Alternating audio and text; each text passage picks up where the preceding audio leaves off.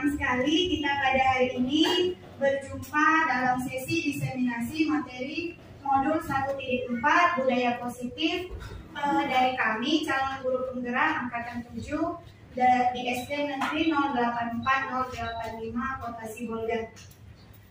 Ibu-ibu semuanya, puji dan syukur kita ucapkan kepada Tuhan Yang Maha Esa karena pada hari ini kita dapat berkumpul di sini dalam keadaan yang sehat dan semangat ya ibu-ibu untuk sesi saling berbagi materi yang sudah kami pelajari, yang sudah kami cicip di program Guru Penggerak.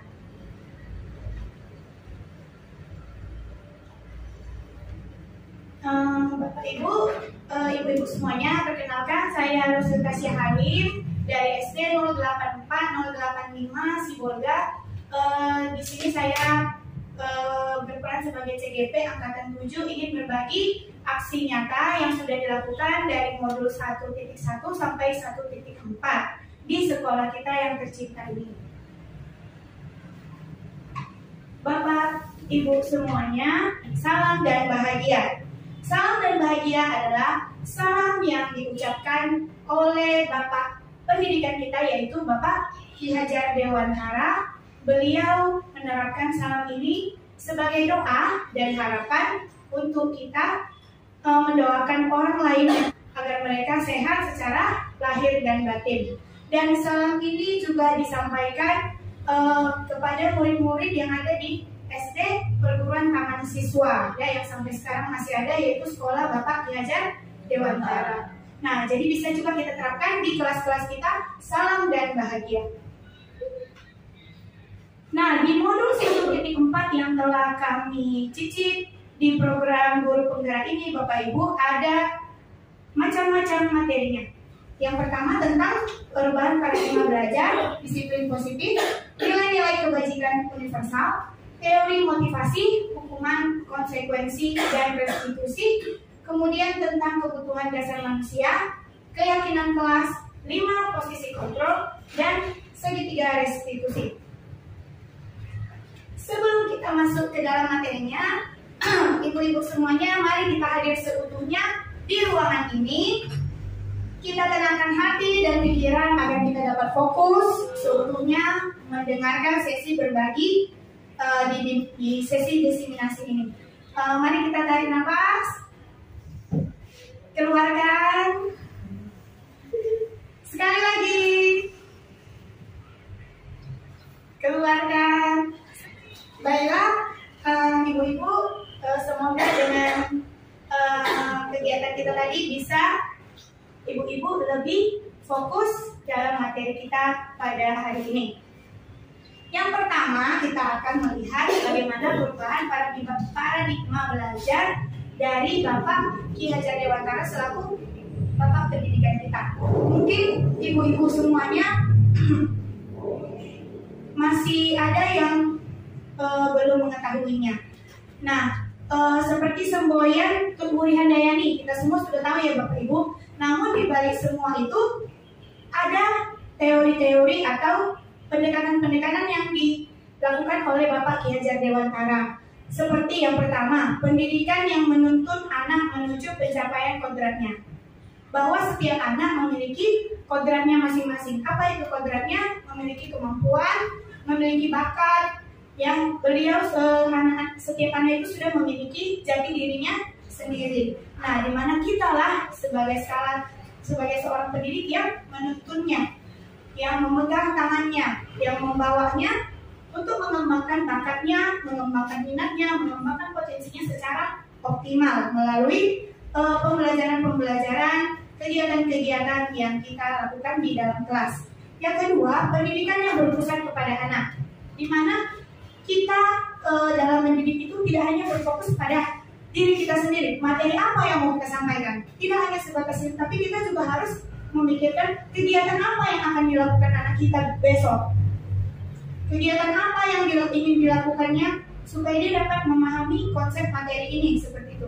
Jadi pendidikan yang berfokus kepada anak, bagaimana anak yang lebih aktif daripada kita sendiri, sehingga pembelajaran tersebut dapat lebih bermakna bagi bagi si anak, lebih melekat, sehingga dapat menuntunnya untuk mencapai kodratnya seperti di poin pertama tadi.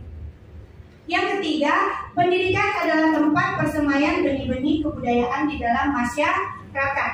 Nah, di mana beliau Bapak Ki Hajar Dewantara selain fokus kepada pendidikan, beliau juga fokus kepada penanaman nilai-nilai kebudayaan, bahwa kita ini di Indonesia yang Bhinneka Tunggal Ika itu memiliki berbagai kebudayaan, berbagai adat istiadat, berbagai suku, agama, bahasa, dan kesenian.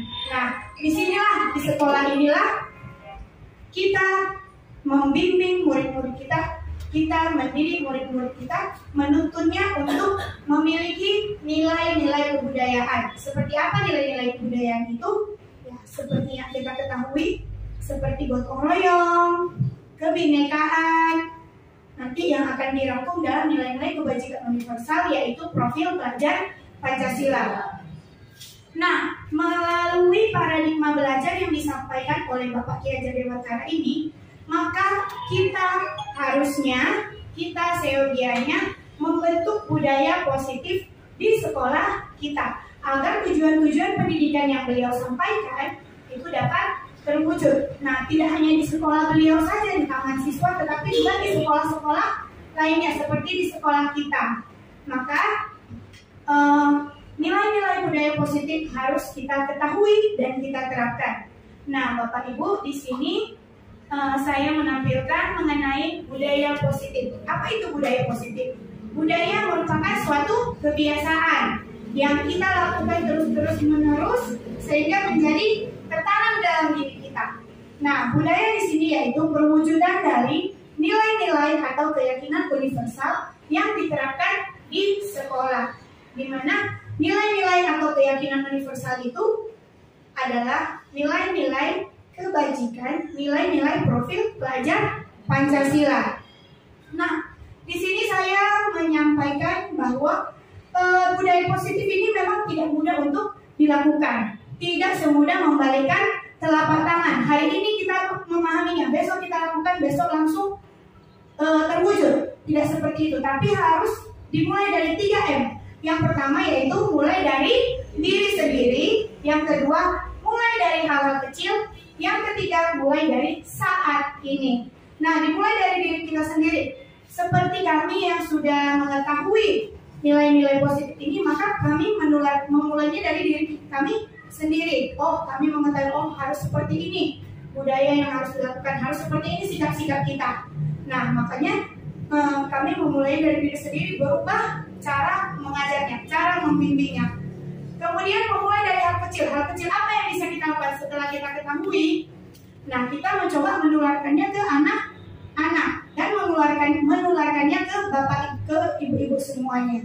Kemudian mulai dari saat ini, seperti yang kita lakukan saat ini dalam sesi desiminasi ini, inilah kita menularkan kepada ibu-ibu semua, mulai dari sekolah kita, mungkin dari sekolah kita bisa ketika kita bercerita dengan teman-teman dari sekolah lain, guru-guru yang di sekolah lain bisa menularkannya. Jadi dimulai budaya positif ini dengan gerakan 3M.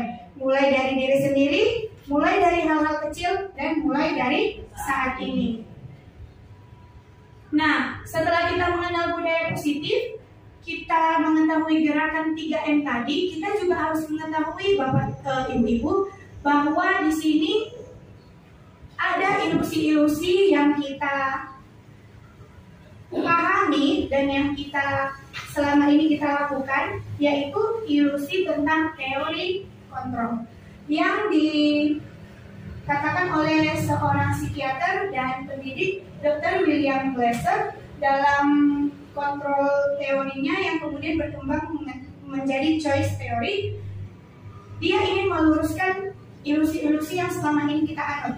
Yang pertama, ilusi tentang guru mengontrol murid.